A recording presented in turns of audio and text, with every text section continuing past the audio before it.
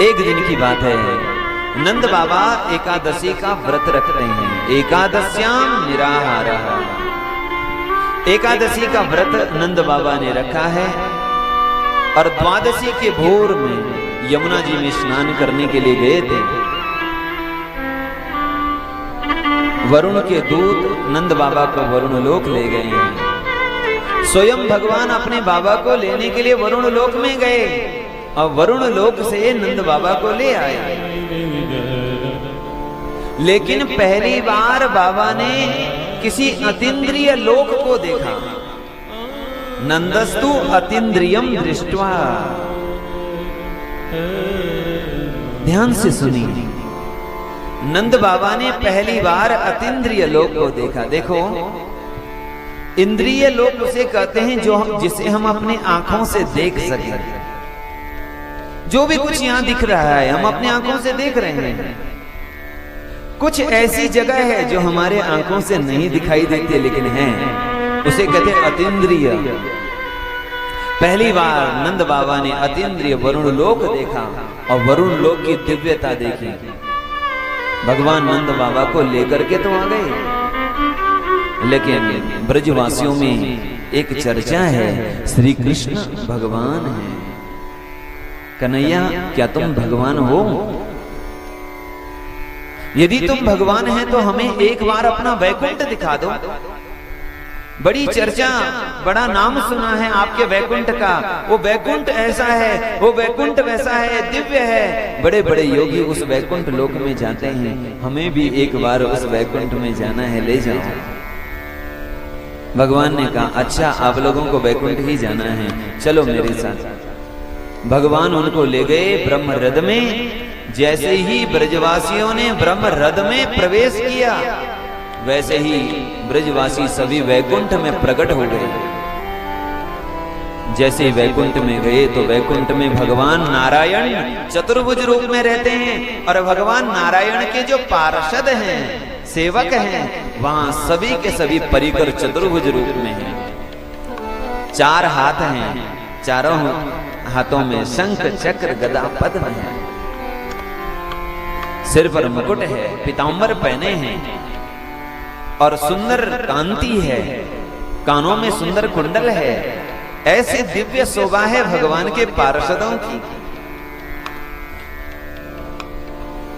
भगवान के पार्षद दिखाई दिए। लेकिन यहां पर हम देखें कि हमारे कृष्ण कहां हैं। दूर एक जगह देखा शेष पर विराजमान भगवान विष्णु को। एक ब्रजवासी ने कहा, देखो देखो यही तो अपने कन्हैया है। आगे जाने लगे तो सेवकों ने रोक दिया, नहीं इससे आगे नहीं जा सकते। यदि आपको पूजा करनी है, अर्चना करनी है, वंदना करनी है, प्रार्थना करनी है तो आप यहीं से करिए, आगे नहीं जा सकते क्योंकि यहां मर्यादा है। ये भगवान का ऐश्वर्य रूप है। क्या रूप है? ऐश्वर्य। 2 रूप होते हैं, एक होता है ऐश्वर्य, एक होता है माधुर्य। कोई यदि देश का राष्ट्रपति है तो वो राष्ट्रपति की गद्दी पर जब बैठा हुआ है तो वो उसका क्या है? ऐश्वर्य रूप है। वहां पर क्या है? मर्यादा है। प्रधानमंत्री यहां बैठेगा, मंत्री यहां बैठेगा, मुख्यमंत्री वहां बैठेगा, आम पब्लिक वहां बैठेगी। वहां जगह निश्चित है, निर्धारित है। आम पब्लिक कहां तक जा सकती है, उससे आगे नहीं आ सकती क्योंकि वो ऐश्वर्य है।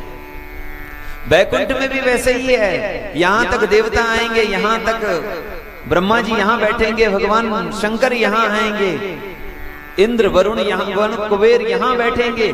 सबकी एक मर्यादा है, एक सीमा है, क्योंकि वो भगवान वो ऐश्वर्य रूप है।